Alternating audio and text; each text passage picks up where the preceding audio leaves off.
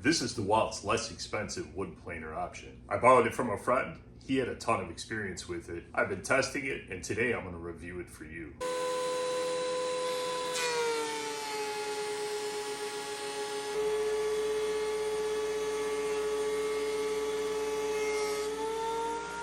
Torx wrench, magnets on the back to grab the blades. You get an inexpensive 8mm and 10mm wrench. The folding wings on this tool are not an accessory. They come with the tool.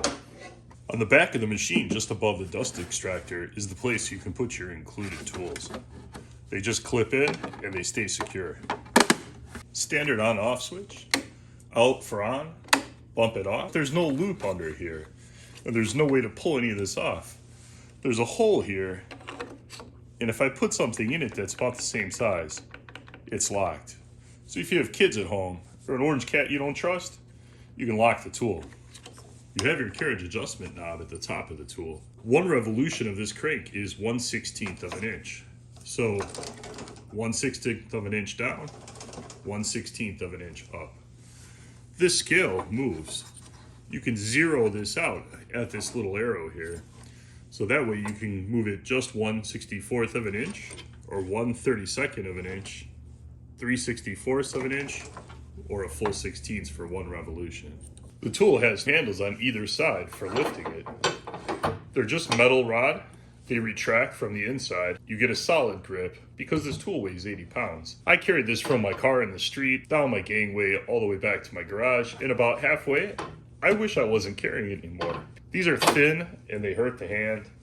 If I was going to use this tool on a job site and be humping it back and forth by hand, I would wrap this in something thicker to make it easier, more comfortable to carry. On the side of the tool at the bottom, it has a carriage stop for a few popular thicknesses, but more on this in a minute. This is your dust extractor. It attaches to the back of the carriage. There is no internal fan on this model, so the suction from your dust extractor, your vacuum, is the only thing that pulls the wood off the cutter head and out through this. 2.5 inches. So if you're going to use a real dust extractor, you're going to have to get a fat adapter to 4-inch. Big to small and back to big. So post in the comments if this makes any sense at all to you. If you're going to use a shop vac, you're going to have to neck this down even further to use the shop vac attachment. On the sides of the dust extractor, here's your screw. You have to angle your screwdriver to screw them in, and the holes on the extractor hood, the hole behind it, don't line up so well. So these are actually really hard to get started in there. The screw on the bottom here had actually pulled through the plastic when the owner was moving it, and this was moving back and forth. I don't know why Dewalt didn't use larger headed screws for this, because it seems like while you're moving it, probably the thing that'll take the most abuse. The dust collector hood has these clips here, and they just clip onto this edge on both sides. You can actually just hook it on there. So you don't need the screws if you're going to use it on the job. You can hook it, use it. When you're done, just pull it off. And you can throw it inside the tool when the carriage is all the way up, fold both wings up, and have an easier tool to haul around, plus less chance you're going to break this. There are brackets on the back to keep the cord. There's no way to clip the cord down, but it fits real snug, and it doesn't seem to be going anywhere. The ruler on the side goes from 0 to 6 inches, or 16 centimeters. You can adjust this gauge by loosening these two screws. The carriage itself travels up these rods. There's one in each corner, so 4 rods. To lock the carriage, to help prevent snipe and make the whole thing more solid and stable, it has this bar that runs across here. When you push this bar down, these bars here contact these rods and push against it. Now solid, you can't adjust. Now it's free, now you can adjust. The handle on top operates this thin threaded rod, which has an identical rod on the other side. These rods have fine threads on them, and they get sawdust in them, and the machine makes some crazy noise going down and up. It's probably best to keep these lubricated and free of sawdust, which is going to be a little tough, considering they're inside the tool here. It does have a built-in material removal gauge, which is right here. It's a small tab underneath here that's only about this wide.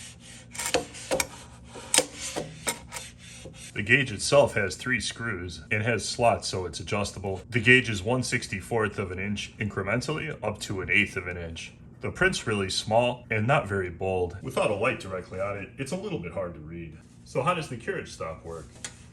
Well, this is 0. You can set it to 1/4 inch, 1/2 inch, and 3/4 of an inch. So as you bring the carriage down, it'll stop at this thickness here.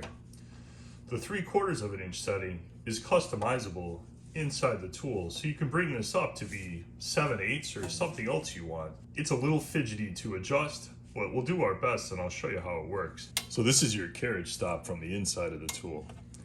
You can see the little standoffs are different sizes. Obviously 1/4 inch, 1/2 inch, and 3/4. The 3/4 has this jam nut and bolt attached to it. So you can undo the jam nut and raise the bolt off. So the pin comes down and contacts it higher, and you can customize the height. So if you want to plate it 7/8, you can do that. There's slots here cast into the base on either side of this knob. I don't know if this was actually the intended use of that, but if I put a screwdriver in that slot, it prevents me from moving this. So now I can loosen the jam nut on the other side of this. This is the top of the carriage. This is the back of the tool. This is the tool tray here. There's a screw here and another Torx head screw on this side. And this tray comes off. The bolts for this are not captive, so you gotta be careful not to lose them. I guess you could just stick them to the magnet. So we've got our Torx screws out from here and here, but it is attached to this. So we're gonna have to take this off first. Got a small screw here and a small screw right there. And then there's one you can't see under here. So we'll get the screwdriver and do that. I don't know if you can see that. That screw's actually stuck in there. It's pushed out this tiny bit of plastic here, and the head is actually jammed inside there. Yeah, not good. I shouldn't have to say this, but if you're in here, wear gloves and be careful, because it's basically 3 giant razor blades. Right here, this is the release for the cutter head. This allows you to pivot the cutter head. Going in this direction is a little better. And then it'll lock once you're not pressing this. So we're gonna loosen all 8 screws, take the bracket off, pull the blade out, flip it around, and then put the bracket and the 8 screws back in. And then we'll rotate it 2 more times, and we'll flip all the blades. Once we get all our screws out, we'll use the included magnet on the tool to take out the bracket. The bracket has 2 sides, a tapered edge and a flat edge. The tapered edge goes with the blade.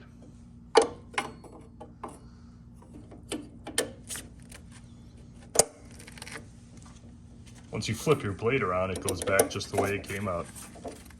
The Dewalt DW734. This is a great tool. It's got a small form factor, and the base is only 14 inches deep when the tables are folded up without the dust hood on it. It's got a 15 amp motor, a 3-blade cutter head with reversible blades you can get anywhere. It's reasonably lightweight, and it works great. It planed everything I put through it, hardwood, softwood, no problems at all, fed everything, extracted. The dust extraction isn't perfect. I had some long chips with some of the softwood that got stuck in the dust extractor grill, but for the most part, the wood came out looking great. So if you're in the market for a name brand, good quality tool that you can take with you to a job site, this is definitely an option worth looking at. If you enjoyed this video and found some value in it, do the channel a huge favor and subscribe.